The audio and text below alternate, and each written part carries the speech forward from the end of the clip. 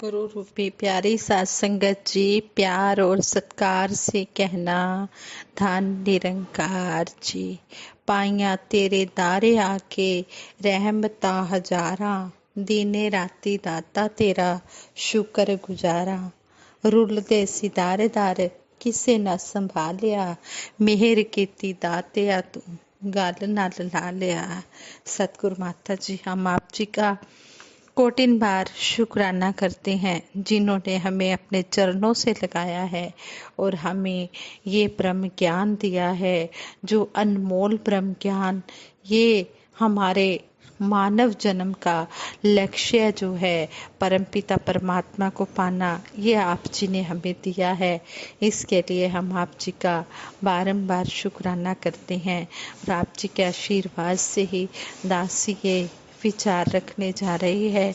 आप सात संगत माँ ये विचार प्रवान करें, अगर कोई गलती हो जाए तो क्षमा करें। सात संगत जी, ये महात्मा मोहन सिंह जी हिमाचल प्रदेश के रहने वाले अपने विचारों द्वारा बता रहे थे। कहते हैं कि उत्तर प्रदेश के महात्मा सिदास ने शहनशाह बाबा अवतार सिंह जी महाराज के समय के जो सत्य घटनाएं सुनी, उनसे दास के सामने उस युग का सुंदर दृश्य सामने आ गया। साथ ही उस बातचीत ने संत निरंकारी मिशन के प्रधान पूजनीय लाभ सिंह जी की सादगी व सहजता से भरे जीवन के साक्षात दर्शन भी करवा दिए। आदरणीय महात्मा प्रधान लाभ सिंह जी से उत्तर प्रदेश के गांव में रहने वाले एक सज्जन ने ज्ञान प्राप्त किया। ज्ञान पाकर उसका जीवन धन्य हो गया। वह सज्जन गांव भर में जो भी मिलता उसे बड़ी खुशी से बताता कि हमारे निरंकारी मिशन के पूजनीय प्रधान जी ब्रह्म ज्ञान देते हैं। यह वो ही ब्रह्म ज्ञान है जो पुरातन सदगुरुओं ने संसार को दिया। किसी वजह से गांव के कुछ लोग इकट्ठे हुए थे, वहां पर भी उन्होंने यही बात कह दी। कुछ जिज्ञासुओं ने कह दिया, भाई अपने प्रधान जी को बुलवा लो, तब तो हम यकीन करें, वरना बातों में क्या रखा है। ठीक है, आगे से वो महात्मा उत्तर प्रदेश के कहते हैं, ठीक है आप इंतजार करें, दास खुद ही उन्हें लेने के लिए दिल्ली जाएगा। यह बात वहाँ उस महात्मा ने सभी गांव वालों से कह दी।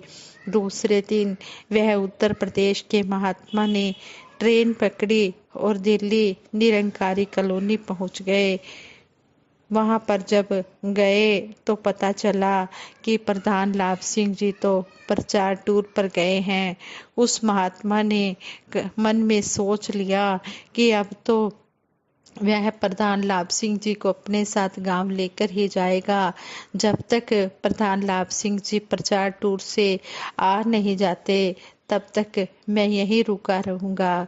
2 दिन के बाद प्रधान लाभ सिंह जी प्रचार टूर से आ गए तो वह महात्मा उनसे मिले और कहा, महाराज दास आप जी का ही इंतजार कर रहा है, मुझे निराश ना करना। मैं गांव वालों से यह वादा करके आया हूँ कि आपको अपने साथ लेकर आऊँगा और गांव वाले आपकी इंतजार कर रहे हैं। मैंने गांव वालों को बताया है कि आप जी के द्वारा मुझे ये ब्रह्म ज्ञान मिला है और वो गांव वाले भी अब ये ब्रह्म ज्ञान पाना चाहते हैं, आपके दर्शन करना चाहते हैं। प्रधान जी ने उस महात्मा की बात सुनकर कहा कि कोई बात नहीं, चलो मैं अभी चलता हूँ। उन्होंने अपने घर वालों को भी नहीं बताया, वह यह बताने भी नहीं गए कि मैं प्रचार टूर से वापस आ गया हूँ। वो उसी तरह अपना कपड़ों वाला बैग लेकर यूपी के उस गांव के लिए उस महात्मा के साथ चले गए। ट्रेन शाम के समय वहां पर पहुंचे। उधर गांव भर के लोग बड़े चाव से एक जगह इकट्ठे हो चुके थे। प्राइमरी स्कूल के प्रांगण में सत्संग के आयोजन में सब लगे हुए थे।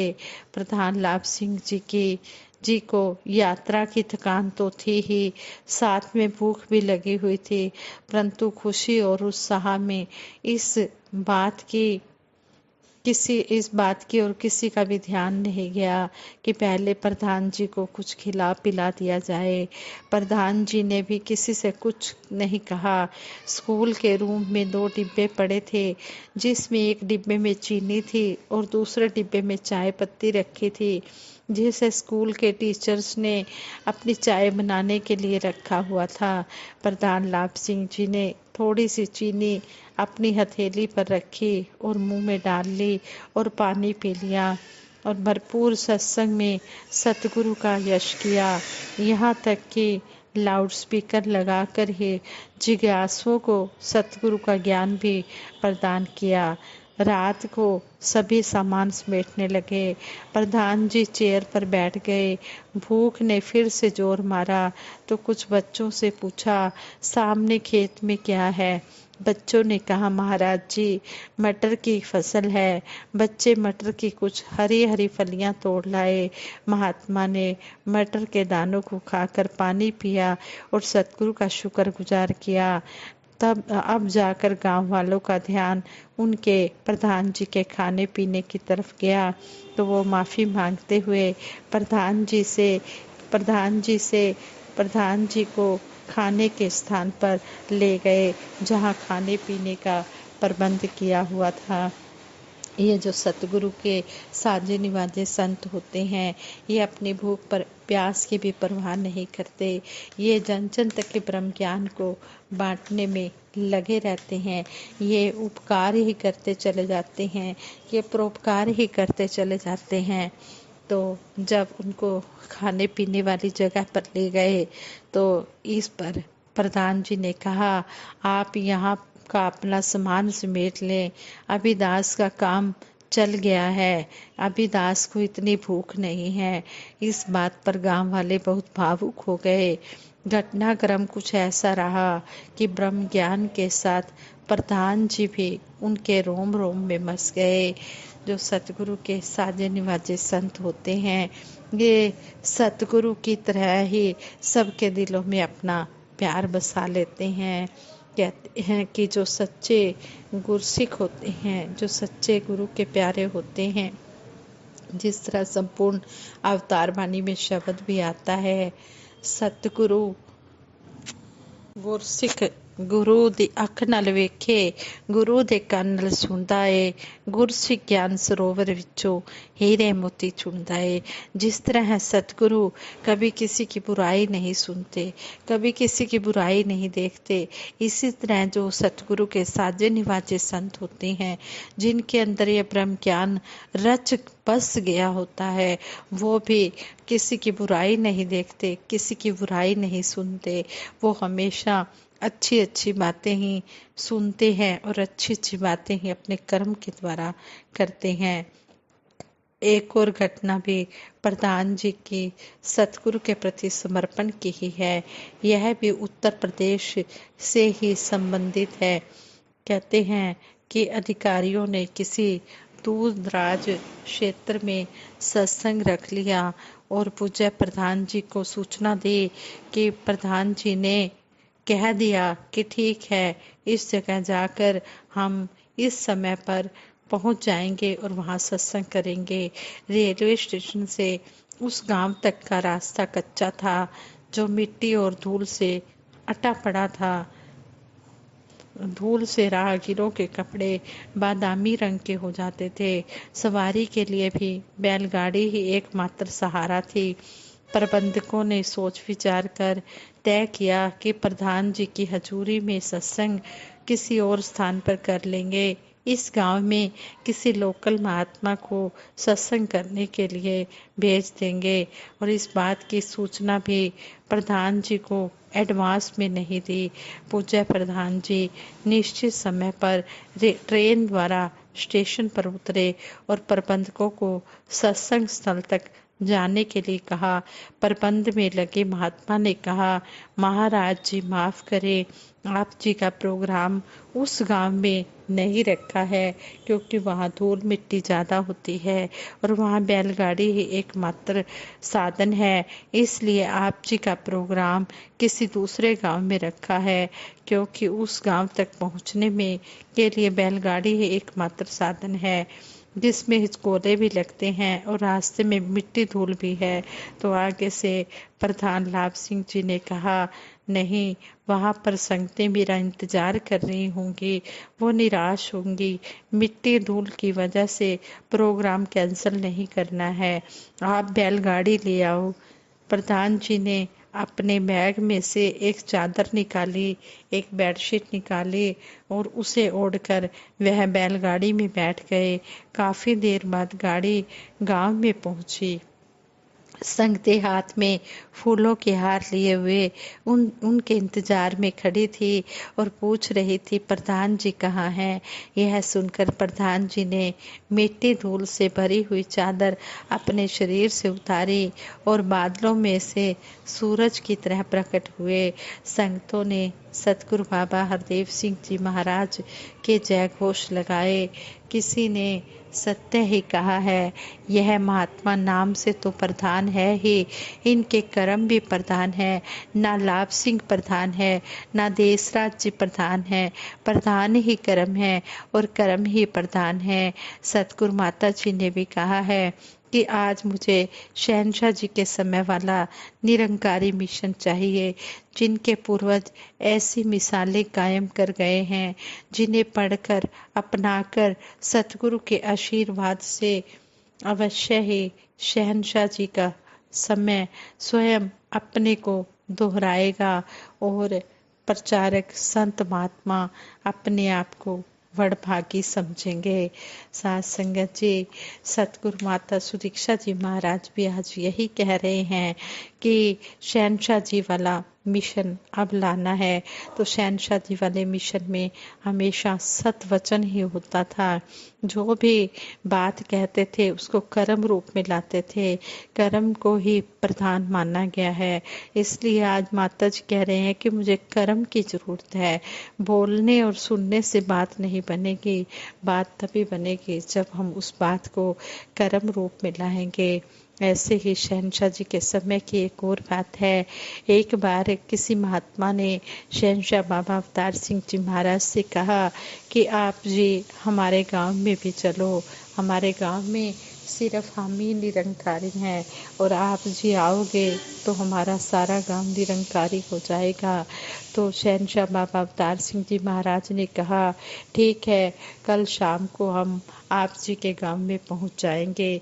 ये भी उत्तर प्रदेश के जिले की ही बात है, उत्तर प्रदेश के पास के गांव की ही बात है।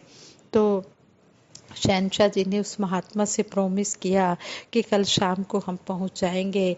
वो महात्मा रात को ही अपने गांव में चले गए और सभी गांव वालों से कहा कि कल शहनशाह जी हमारे गांव में आएंगे, हम शहनशाह जी के जो साधन हैं उनके आने का प्रबंध कर देते हैं, क्योंकि 1.5-2 किलोमीटर रास्ता जो है वो इतना कच्चा है कि वहाँ पर कोई गाड़ी नहीं आ सकती। तो हमने बाबा जी को इतना पैदल नहीं चलाना है। तो वो सारी रात लगे रहे रास्ता ऐसा समतल बनाने के लिए कि ताकि बाबा जी की गाड़ी आ जाए। जब बाबा जी अगले दिन शाम के समय आए तब भी वो गांव वाले सभी सेवादार ही दासी कहेगी, जो सतगुरु के राह में सेवा करता है वो सेवादार ही होता है, चाहे उसने ब्रह्म ज्ञान लिया हो या ना लिया हो। सभी गांव वाले लगे हुए थे, सेवा कर रहे थे।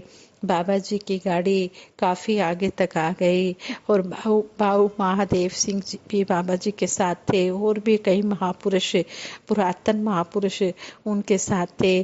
तो बाबा महादेव सिंह जी ने शहनशाह जी से कहा, शहनशाह जी कहने लगे, बाबा जी आप इनकी तरफ इतनी अच्छी दृष्टि डाल रहे हो। और बाबा जी ने जब दृष्टि डाली तो बाबा जी ने कहा कि आप सभी मुक्त हो जाओगे। तो बाबू महादेव सिंह जी कहते हैं ये मुक्त कैसे होंगे, इन्होंने अभी ब्रह्म ज्ञान ही नहीं लिया है। तो आगे से शहनशाह जी कहने लगे कि नहीं, जो सतगुरु के दरबार में आकर सेवा करता है, जो मन एक चित होकर सेवा करता है, सत्संग करता है, सिमरन करता है, भले ही उसने ब्रह्म ज्ञान न लिया हो लेकिन वो मुक्त हो जाता है। तो यहाँ पर भी हमें यही सीखने को मिला है कि हम एक मन एक चित होकर श्रद्धा और समर्पण वाली भावना लेकर हम सतगुरु के दरबार में सेवा सिमरन सत्संग करते चले जाएं। दिखावे की भक्ति ना करें। दिखावे की भक्ति का कोई मोल नहीं होता। मोल उसी का होता है जो श्रद्धा भाव लगन से की जाती है। आओ दातार से यही आशीर्वाद मांगे, जैसा आप जी चाहते हो वैसे ही हमारे कर्म बना दो। हम भी हर बात में जब भी सतगुरु का आदेश आए हम सत्वचन करते चले जाएं। हम कर्म को ही प्रधानता दें, हमेशा कर्म को ही इम्पोर्टेंस दें और हमेशा हम सतगुरु के चरणों से जुड़े रहें। दासी आप सभी के लिए भी सतगुरु माता जी के चरणों से यही आशीर्वाद मांगती है। हे सच्चे पातशाह, सभी को तन मन धन के सुख देते हुए सेवा सिमरन सत्संग के साथ जोड़ के रखना। संगत जी, दासी से विचार करते हुए बहुत सी गलतियां हुई होंगी, उन गलतियों के लिए आप जी क्षमा कर देना। आगे के लिए सुमत बख्शना, सदबुद्धि देना, सदविचार देना, सदमार्ग देना। औखी खड़ी न देखन दे, अपना भी संभाले, हाथ दे राखे, श्वास श्वास प्रतिपाले। साथ संगत जी, दासी अंत में फिर से सतगुरु माता जी का, निरंकारी राजपिता जी का, निरंकार का, आप साथ संगत माँ का लख लख बार शुक्राना करती है। आप जी दासी को भी आशीर्वाद देना, दासी परिवार सहित आप जी के चरणों से जुड़ी रहे और आशीर्वाद लेती रहे। साथ संगत जी प्यार से कहना, धन निरंकार जी।